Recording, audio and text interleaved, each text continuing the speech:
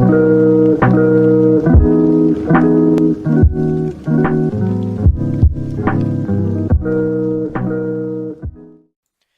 guys, what is going on? Redmaster here, and welcome back to the episode of Cards and Castles Hidden Combos, where today we are going over a deck that I wouldn't say is one of the strongest here that I've shown in this series, but it does kind of raise some eyebrows, it does kind of prompt some ideas, but again, I wouldn't say it's overall, the strongest thing I've showcased.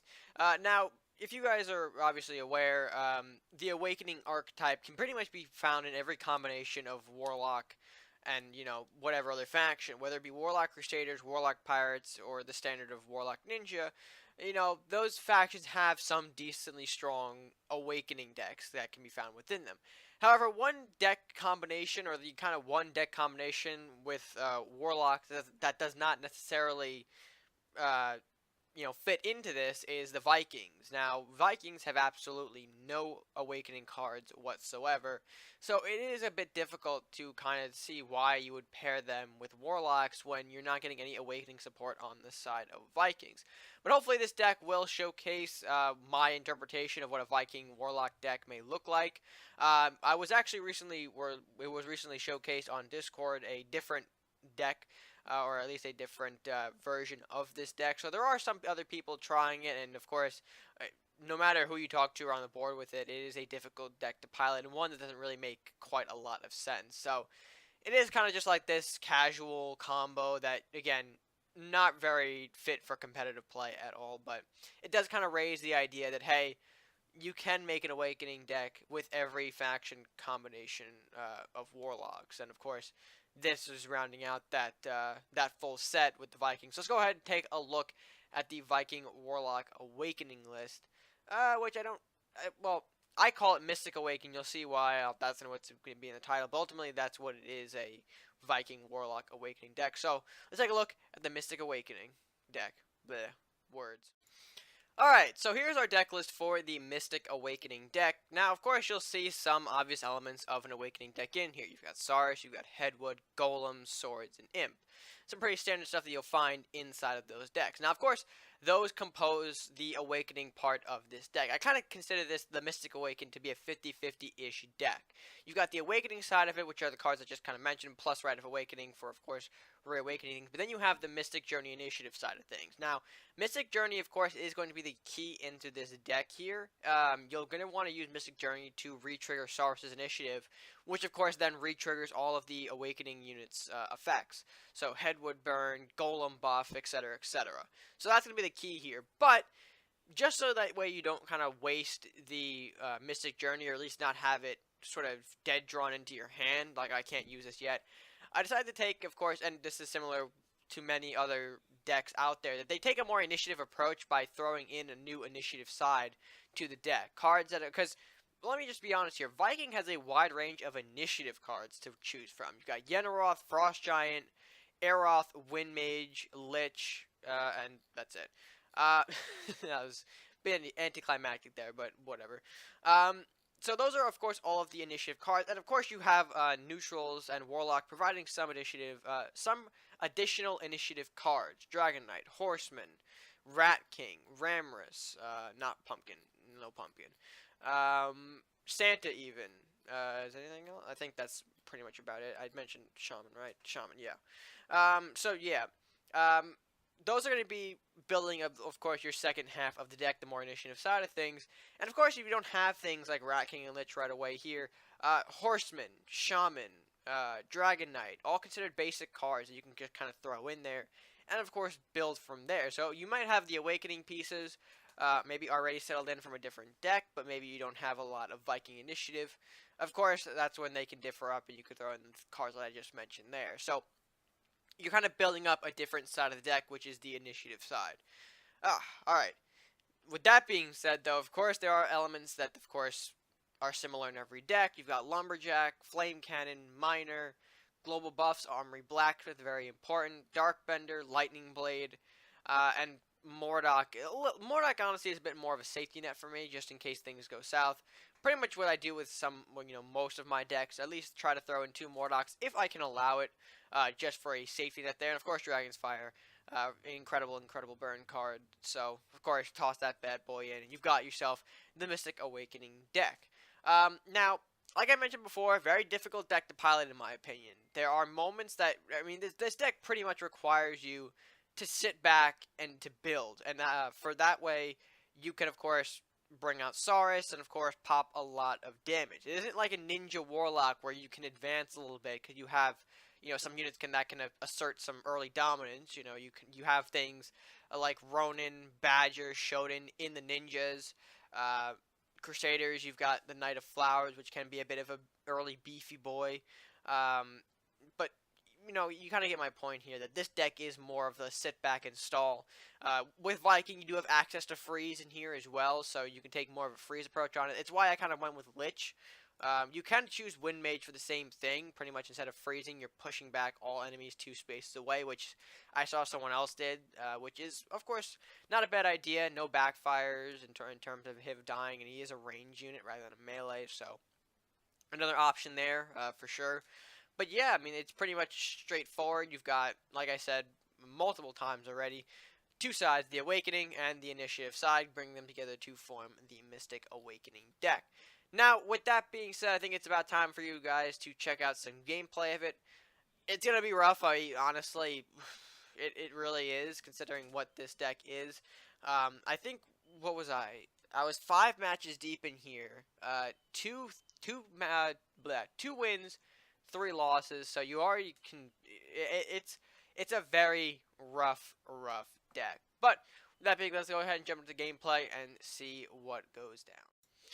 Alright, match starting out here. Golem looking a little bit heavy for us, in all honesty here. Okay, Imp's looking good. We'll definitely utilize that. Flame Cannon to help us block off anything early. Our opponent looks to be running the same card, or at least the same faction, so I can assure you probably not the same deck, considering what this is. But we'll see how this goes. We will see indeed. I can imagine it's going to be a lot more of an aggressive deck here. We see a Disintegrate early on, so he's kind of keeping us controlled a little bit here. We'll have to we'll introduce the Lich, actually. Just because we can use this Lich more freely without us taking any sort of big damage, if you will. At least the freeze targets won't be as big. That's what I'm trying to get at here. Pyromancer, okay. That will be a decent target for us to burn off here, if I'm going to be completely honest. We'll be fine with taking that. And then we'll kind of bring it up to a bit more of an even matchup here at 16-17. We can throw out the Headwood next turn. I don't want to throw the Saurus out. At least not unless with more Awakening cards. We'll see where this goes, though. The Pyromancer, I think, looked to be a big play for him, which didn't pay off too well. Then I think we can just go ahead and hit. Okay, he's going to Blue Firebolt that. So I probably should have saved that for our Headwood, but I don't know if he knows we have it. So now he does. Headwood exists. See how he takes this. He could obviously have another Blue Firebolt, and of course delete this Headwood like it was nothing. If that's the case, we're going to be in some deep trouble here, because Saurus isn't going to have any sort of things to reawaken. But we'll see what we can do. Alright, he's looking to get something going. Dark Bender? Alright, he's gonna have to go down there. Ooh, oof. We'll take a second Headwood, if I do say so myself. You could have 2 Blue Firebolts, that still exists, but this is gonna be... Okay, he froze that one, which is fine, I guess. Shoot, I'm gonna say, can you burn the Dark Bender, please? But I guess not.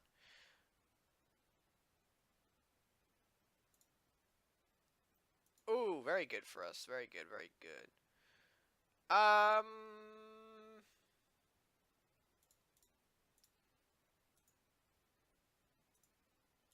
We'll see what happens here.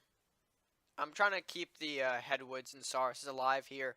Because honestly now, you don't want to waste Saurus in this deck. It is a key tool that you want to keep around for a Mystic Journey if it happens. So that way you can continue to pop off things like Headwood flame damage, which has already done a huge amount to our opponent, as you can see here. Flux plus a trap card. Interesting. Haven't seen a trap coming out of this before. But we'll see what happens. We're going to introduce Mordok onto the board here and move Headwood back a little bit. That trap could easily be a Might of the Minotaur, which is going to be quite annoying to deal with if it lands on the Flux, because that way he will survive a shot from our Mordok. But we'll see if he wants to take spell priority away from us. Lightning Blade plus armor. Okay, he's still going to survive, unfortunately. And we'll lose our Mordok. Can I get a Horseman, though, to deal with that? Nope, okay.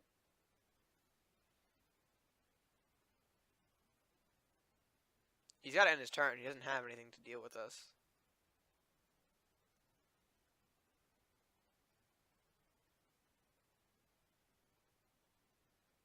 What does he have for that? What is... Oh, Hemorrhage. Okay. Alright. Bleed on the Blacksmith. Not the end of the world for us. If this is a Might, our Miner here should kill it.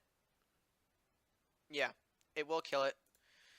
And of course, we will move up a Dancing Swords. He'll get Curse of Exhaustion and Plunder. Alright, so that can actually do a number on our Dancing Swords here, but I think he's got a couple more things to worry about. He's got a Banshee running up on him, or Banshee technically already on face. And now he's got the Dancing Swords to worry about as well, so he's got some things to deal with, although he is running Warlock, so we know he's got Burn. Burn is existent in this deck, of course. But I do want to really draw Mystic Journey. Maybe if I... what would be the dream if we can just let this Banshee go right now, okay? Let it go, and then maybe pull a Mystic Journey from its spell? He's in a Shockwave, okay. Alrighty. I mean, he still has... Oh, he can't get rid of the Banshee. Oh, he can make a trade with her. No, he can survive. No. Damn it. So that's a reinforce. Not what I'm looking for. Curse. Yep. Just fine. Oh, look at that. A Lumberjack draw power here. Takes down this Imp. Nope. Not yet. Damn it. Would really like to see a Mystic Journey at one point in this matchup. I don't know if it's gonna happen. Hey, anything's possible, right? He still has a Plunder available to him. He's got a White Knight, okay. That's plus Temple. Ooh. Good play, good play. Plunder, yep. Although I still have enough to take that out. Oh, alright. Oh, I don't actually have enough. Shoot. Actually, yeah, see where this goes. Hey, I do have enough. That's convenient. And then we'll move these guys back a little bit here. Big boy Yenneroth to march on through here, and we'll see if he can end off the game for us. We'll see if he can be a game ender. Mystic Journey, though, I'd be appreciated, please. Blacksmith. He probably could have done better defending, you know. Alright, I guess not. Alright, he's not gonna even let us try for Mystic Journey. But yeah, you can kind of see where where the idea is headed with you're protecting Saurus a bit more in this deck, like your other Awakening units. Mystic Journey, what you really want to draw, though, for that Saurus to kind of work well. But overall, again, very difficult deck to pilot. I wouldn't really recommend taking this into the higher deck levels, the higher placements. It's a relatively... It's not a very consistent or reliable deck, in my honest opinion. But that's how this kind of goes, with Vikings having no other Awakening cards to really utilize. You have to kind of turn it into a hybrid of Awakening and Initiative, just so that way your Mystic Journeys aren't completely useless. But that way, you know, you still have something to potentially reawaken a lot of these units. The ones that you do have, Headwood, Imp, Golem, Dancing Swords, you know, units like that. And keep Saurus around. It's another important thing, too. Saurus is your tool to use on the Mystic Journey, so don't just throw him away like you would in some other decks. Make sure you kind of protect him a bit more, because you can potentially pull off a Mystic Journey play to reset everything again even further. So yeah. Although for the match, I would say not bad. Again, I did really want to show that Mystic Journey combo, but listen, getting a win of this deck is already like, that's an accomplishment on its own, I think, for this. So ultimately, that matchup, went pretty well, I would say. Well, that being said, folks, that'll do it for this edition of Hidden Combos. Let me know what you guys thought of the deck by leaving your thoughts down in the comment section below. And while down there, if you haven't already done so, be sure to like the video, share it with friends, and of course, hit that subscribe button if you are new or haven't done so already. Help show your support to the channel by clicking that subscribe button at no additional cost to you. And with that being said, that's going to do it for me for now. So, until next time, stay gaming.